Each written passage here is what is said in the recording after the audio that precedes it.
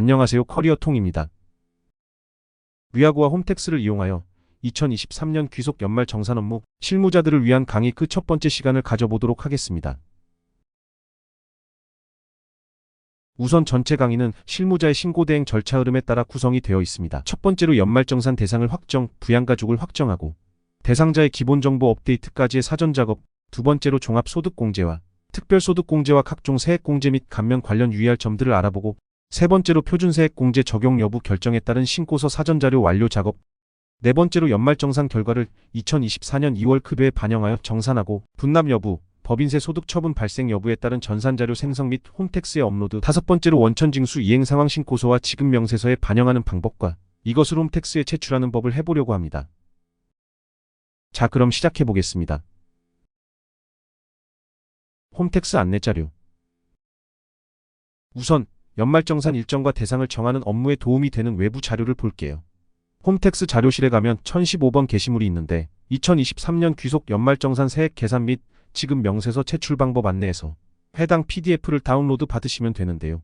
이 자료에는 2023년 연말정산에 반영될 개정세법과 소득공제 세액공제 항목과 관련한 제출 서류 안내와 이것들이 지급 명세서에 어떻게 반영되는지를 보여주는 자료입니다. 그리고 홈택스에서 이지가이드로 검색을 하면 외국인들을 위한 연말정산 자료가 있는데 근로소득이나 비과세 범위가 조금 더 자세하고 많이 나와 있어서 이 두 개를 같이 활용하시면 도움이 됩니다. 국문 버전도 같이 작성이 되어 있기 때문에 한국인 분들도 충분히 활용을 할 수 있습니다. 참고로 외국인 대상 안내 파일에 있는 연말정산 일정표인데 이걸 보면서 다시 한번 일정을 정리해 보겠습니다.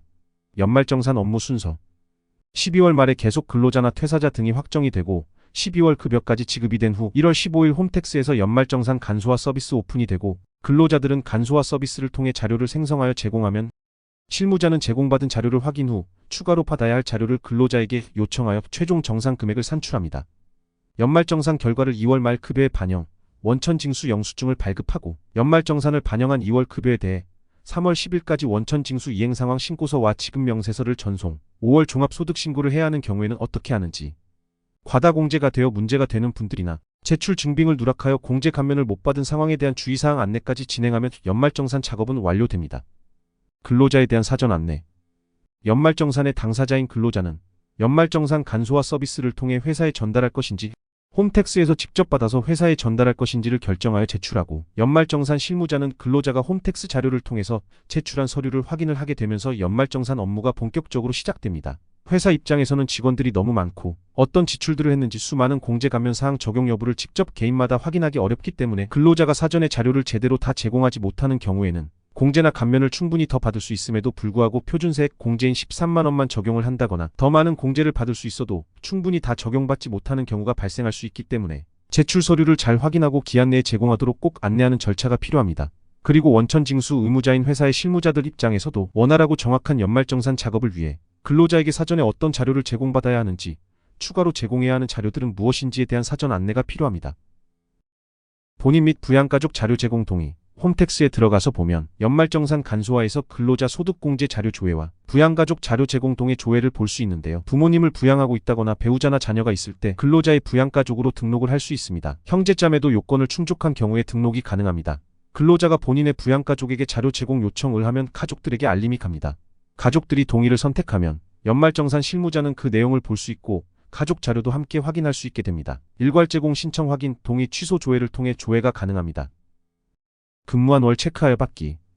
여기서 중도 입사자와 관련하여 꼭 주의할 점은 근로소득에 대한 연말정산의 경우 일부 항목을 제외하고는 근로소득이 발생한 달의 지출액만을 공제 감면 대상 지출액으로 적용한다는 것입니다. 예를 들어 제가 5월에 퇴사를 했고 6월에 쉬다가 7월에 새 회사에 입사를 했다고 하면 6월에는 근로소득이 발생하지 않았기 때문에 6월을 뺀 나머지 월에만 체크를 하여야 합니다.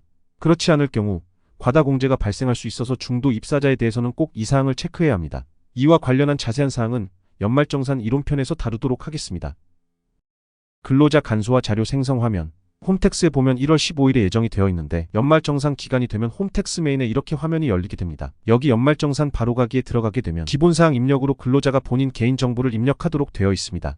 개인 공인인증서를 입력하게 되면 대부분은 이미 작성되어 있고 남아있는 부분을 근로자가 조정합니다. 근무 기간은 23년 귀속으로 바꿔주고 그런 다음 저장 후 다음 이동을 하면 부양가족 입력이 뜨게 되고 근로자가 같이 인적공제나 지출공제를 원하는 가족을 입력합니다. 근로자가 체크를 하게 되면 회사의 담당자는 주민등록 등본이나 가족관계 증명서를 받아 한 번 더 확인을 하게 됩니다. 그런 다음 공제 항목별 지출명세 작성에 가게 되면 국세청 자료로 지출 금액이 뜨게 되고 근로자는 내용을 확인한 다음에 공제 신고서 내용 확인하고 마지막으로 세대주 여부나 거주자 여부, 근무기간 등의 정보를 최종적으로 확인 후에 간편 제출하기를 눌러주시면 됩니다. 여기에 탭별로 항목이 나와 있습니다. 실무자의 위하고 업무하면 그런 다음에 이제 위하고에서 회사 담당자는 국세청 연말정산 간소화 입력에 들어가는데요. 여기서 처음에는 비어있는데 사원 불러오기를 하시면 기존 등록된 직원들이 자동으로 입력됩니다. 그리고 여기 우측에 단추 모양 클릭하면 이렇게 안내가 뜨게 되는데 국세청 자료 업로드하는 방법도 가져올 수 있고 여기 팁에서도 자주 묻는 질문에 들어가시면 위하고 내에서 운용하는 방법에 대한 설명이 나와 있습니다. 국민건강보험료 업로드를 어떻게 할지 설정하는 게 가능하고 주민등록번호 뒷자리가 별표로 나오게 할 것인지 다 보여주게 할 것인지 설정을 할 수 있습니다. 아무래도 오타가 있거나 오류가 발생할 수 있기 때문에 별표를 선택하는 것보다 숫자가 다 보이도록 해주는 것이 안전합니다. 여기서 직원들을 체크하게 되면 밑에 회색 부분이 생기는데요. PDF 업로드에서 간소화를 눌러주면 국세청에 업로드된 간소화 PDF를 가져올 수 있습니다. 가져오기를 눌러주면 됩니다. 마무리. 이제 연말정산 일정과 대상, 근로자 자료 채출을 확인을 했고 다음에는 기초정보 업데이트를 해보도록 하겠습니다. 감사합니다.